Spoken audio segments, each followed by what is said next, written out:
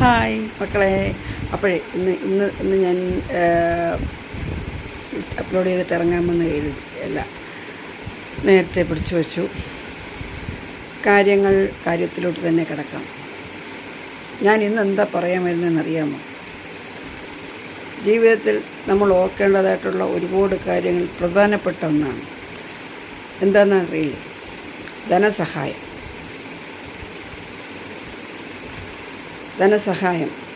ധനം കൊണ്ട് ധനത്താൽ കൊടുക്കുന്ന സഹായം, അതും കൊടുക്കുന്ന സമയത്ത് സ്നേഹവും ചോദിക്കുന്ന സമയത്ത് ശത്രുതയും ഉണ്ടാക്കും, അല്ലേ? 2, ഭൂമി പണയം വെച്ചും നമ്മുടെ സ്വന്തം ഭൂമി പണയം വെച്ച് സഹായിക്കാൻ ഇറങ്ങുമ്പോൾ കിട്ടുന്നവർ ഹാപ്പി ആയിരിക്കും, കൊടുക്കുന്നവൻ ദുഃഖിതനും പെരുവഴിയുമാകും. ശരിയല്ലേ? എന്താണെന്നല്ലേ നിങ്ങൾ ചോദിച്ചു വരുന്നത്? ഇതിലാദ്യത്തേന്ന് പറഞ്ഞാൽ നമ്മൾ രൂപയാണ് കൊടുക്കുന്നത്. രൂപ കൊടുക്കുന്ന സമയത്ത് വാങ്ങുന്നവർ ചിച്ചുകൊണ്ട് വാങ്ങിക്കും, ഉടനെ തരാം, അങ്ങനെ ഒരു 100 ഇത് പറയും. വൈകില്ല, അങ്ങനെയാണ് ഇങ്ങനെയാണ്, ആവശ്യം വരുന്ന സമയത്ത് അപ്പം തന്നെ തന്നേക്കാം, എപ്പോഴാവശ്യം വന്ന് പറഞ്ഞാൽ ഞാൻ ഉടനെ തരാം, വൈകിക്കില്ല, ഇങ്ങനെ 100 കാരണം പറയും. പക്ഷേ നമ്മൾ തരുത്തുമില്ല. നമ്മൾ ചോദിക്കാൻ ചെന്ന് കഴിഞ്ഞാൽ അവരുടെ വായിൽ നിന്ന് കേൾക്കുന്ന വാചകങ്ങളും കീറി മുറിച്ച് നമ്മൾ ആ സമയം നമ്മൾ മരിക്കണമെന്ന് തോന്നിപ്പോകും. ശരിയല്ലേ? തീർത്താൽ തീരാത്ത ശത്രുതയും പകയും ബന്ധങ്ങളും എല്ലാം തകർന്നു പോകും. എത്ര ആത്മാർത്ഥ സുഹൃത്താണെങ്കിലും ബന്ധുക്കളാണെങ്കിലും അടുത്ത ബന്ധുക്കളാണെങ്കിലും തകർന്നു പോകും.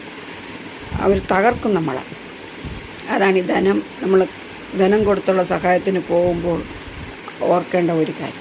പിന്നെ ഭൂമി പണയം വയ്ക്കുക എന്ന് പറഞ്ഞാൽ നമ്മുടെ സ്വന്തം ഭൂമി, അതും ഇതുപോലെ തന്നെ വേണ്ടപ്പെട്ടവർക്ക് വേണ്ടിയിട്ട് ചിലപ്പോൾ ചോദിക്കുമ്പോൾ നമുക്ക് ധനം കൊടുത്ത് സഹായിക്കാൻ പറ്റാത്ത അവസ്ഥയിലായിരിക്കുമല്ലോ നമ്മളത് കൊടുക്കുന്നത്. നമ്മളെ കടപ്പാടം പണയം വെച്ചോ അല്ലെങ്കിൽ നമുക്കുണ്ടായിരുന്ന ഭൂമി പണയം വെച്ചോ കൊടുക്കും. ആരാ എടുത്തു കൊടുക്കുന്നത്? അതിൻ്റെ ഉടമസ്ഥനായിരിക്കും എടുത്തു കൊടുക്കുന്നത്.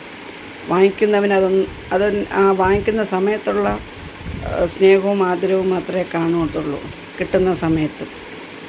അത് കഴിഞ്ഞ് നമ്മൾ ചോദിച്ചു തുടങ്ങുമ്പോൾ ഉണ്ടല്ലോ,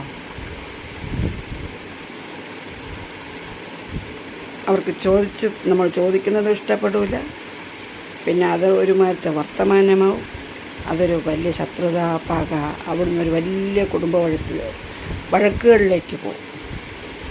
ആ സ്നേഹബന്ധം എന്നേക്കുമായിട്ട് നിലയ്ക്കും. ഭൂമി തിരികെ കിട്ടുമെന്ന് വെച്ചാൽ കിട്ടിയാൽ കിട്ടി, കിട്ടിയില്ലെങ്കിൽ കിട്ടി. ഭൂമി കൊടുത്തവൻ